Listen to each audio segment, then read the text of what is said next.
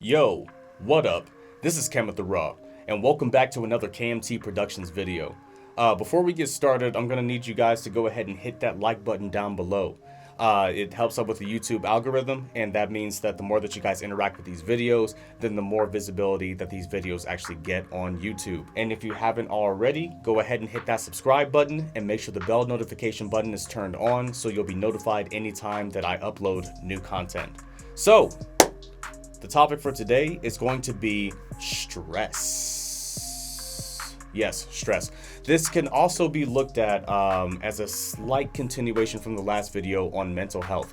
But I want to go ahead and focus in on stress. This video might not be quite as long, but you know, we're going to go into it anyway. So let's go ahead and work our way down from the top. So workplace stress derives from many sources. It can be a demanding boss, annoying coworkers, rebellious students, angry customers, hazardous conditions, long commutes, or a never-ending workload. Your work performance is also affected by stressors such as family relationships, finances, and lack of sleep stemming from fears or anxieties about the future. How you handle the effects of stress depends on whether if it's easy to change the situation or your attitude about it. We could even talk about poor time management. The positive side of stress is that it can jumpstart your adrenaline, and it can actually motivate you to perform your tasks more quickly in response to the impending deadlines. An overwhelming workload, lack of peer support, and too many deadlines, however, contribute to a sense of frustration and panic that there isn't enough time to complete the work. According to the authors of Performance Under Pressure, Managing Stress in the Workplace, if these conditions routinely result in overtime or having to take work home, the stress of being unable to manage time effectively can fuel employees' resentment towards the company as well as negatively influence their commitment and loyalty to the company. Another thing to consider is strained interactions and relationships. Stress is a major contributor to job burnout. The combined feelings of helplessness and hopelessness generate a heightened sensitivity to any and all forms of criticism, defensiveness, depression, paranoia about job security, jealousy and resentment towards coworkers who seem that they have everything under control, short-fused tempers, diminished self-esteem, and withdrawal. Stress affects your ability to remember things that you already know, to process new information that you're learning, and to apply both to analytical situations and physical tasks that require your concentration. When you're mentally exhausted from all of the worries, anxieties, and tensions brought on by your stressful environment or lifestyle, you're more easily distracted, and you're prone to make costly, harmful, or even fatal mistakes on the job. In addition to headaches, sleep disorders, vision problems, weight loss or gain, blood pressure loss or gain, stress affects your cardiovascular, gastrointestinal, and musculoskeletal systems. If you're not feeling well, you're not going to do your best work. Further, the amount of sick leave that you're going to have to take off to recuperate from the stress-related illness often means that the work only accumulates during your absence, and thus generates even more stress about how you're going to need to catch up to those things when you return. So before we end this video, I'm going to give a real life example for me. I'm the type of person who literally needs to stay busy for the majority of the time. I'm one of those people where I need to be busy or I'm going to quote unquote get myself into trouble because my idle mind winds up, you know, sending me in some pretty bad directions sometimes. You know, I'm not perfect. It just is what it is. One thing that I've had to learn how to do is to manage stress. And one of those things is basically just maintaining my peace of mind. So relationships, this isn't just for your significant other. I'm talking about friendships, or even the job that you work at. If you work at a job that you don't like, or at least can like tolerate or not get too stressed out about, you're literally cutting off years of your life. I promise you that. Because here, like I'm 30 years old, right? I was in a very, very stressful relationship with somebody here very recently, you know what I mean? And I actually started to get some gray hairs in the top of my head. And since I cut off that relationship, I haven't seen any new gray hairs. In fact, the previous gray hairs I can't even find anymore. Like, so literally, I was gonna start to go gray just from dealing with a stressful relationship. Previously to that, you know, I'm the type of person, once again, like, I mean, I have 2 YouTube channels now and a full-time job, and I do music, and I do music videos, and I have a business. Like I have all these things going at the same time. You know what I'm saying? So that's just who I am. Like, I usually don't get a whole lot of sleep, which, you know, I've basically been making myself sleep more to kind of mitigate some of that stress as well. But yeah, the one thing I wanted to focus on is peace of mind. If you're not happy in your relationship, I don't care if you're married or not, if the other person isn't willing to contribute to your overall peace of mind, then they're not worth it. Straight up.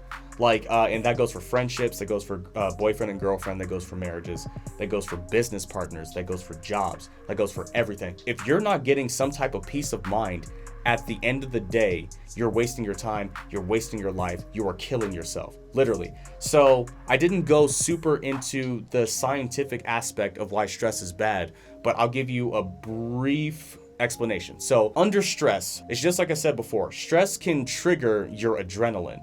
But here's the problem with that. Adrenaline also comes with a chemical called cortisol. Cortisol is a chemical that induces stress in the body. If you get too much cortisol, which is like basically saying you're getting too much adrenaline, it causes hypertension. So it raises your blood pressure. It can either make you lose weight, which I said before, it can make you lose weight or gain weight. But it's literally cutting years off of your life. It's essentially tapping into the fight or flight mechanism of your body. So back when we were still in caves and roaming the forests of Africa, you know what I'm saying? We had to have fight or flight, and we still have it today. So there are two types of responses, you know, fight or flight. So when you're in danger, you're either the type of person who gets a burst of adrenaline and it causes you to act and move and be able to fight better, or like have superhuman strength. There's been all types of stories. Or the adrenaline can lock you down and you'll freeze in place like a deer in headlights. Adrenaline can cause that. And that's what happens with cortisol, is it will freeze up your body. I noticed that like I get really stressed out a lot when I don't take the time to be by myself for extended periods of time, or if I put too much on my plate at one time and don't give myself any breaks. I start to get extremely tense. I get extremely tense, and I can feel it in my muscles, my back, and all that stuff. Anytime I try to go and get like a professional massage, I'm like in tears because it hurts so bad, because my muscles are just so tense, and that's due to stress. You know what I mean? So anything that you can do to reduce stress in your life, go ahead and do it.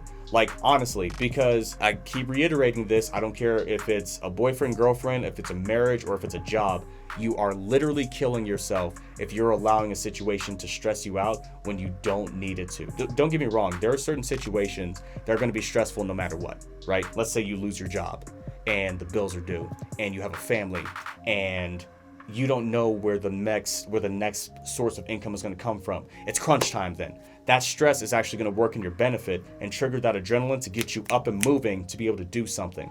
But if you're you have a stable job, you like the job, you're making good money, and you have a girlfriend or something like that, and she's stressing you because, oh, well, why don't you do this? Why don't you do that? Why don't you get rid of her, bro? Like, straight up, like, get rid of her.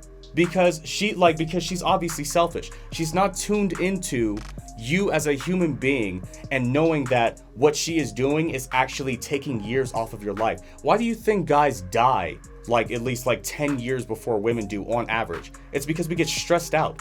You know what I mean? We get stressed out. The world does not cater to men. Like, I don't care what anybody says. People can try to say that this is a patriarchal, tyrannical type of government, but the evidence and the facts and the statistics don't back that up. In fact, it actually backs up that this is, in America, is more of a matriarchy. So don't think that you're like that you should consider yourself like this society considers you as expendable. You're a human being. You have value. So value yourself. Reduce your amount of stress, and you'll have a better life. All right, so that's going to pretty much do it for today's video. If you guys like what you saw here in the video today, make sure to leave a like and a comment down below. If you have any suggestions about any topics you want me to cover here in the near future, then leave that in the comments down below as well. And if you haven't already, go ahead and hit that subscribe button and make sure the bell notification button is turned on so you'll be informed anytime I upload new content. So with that, I will see you guys in the next video. Peace.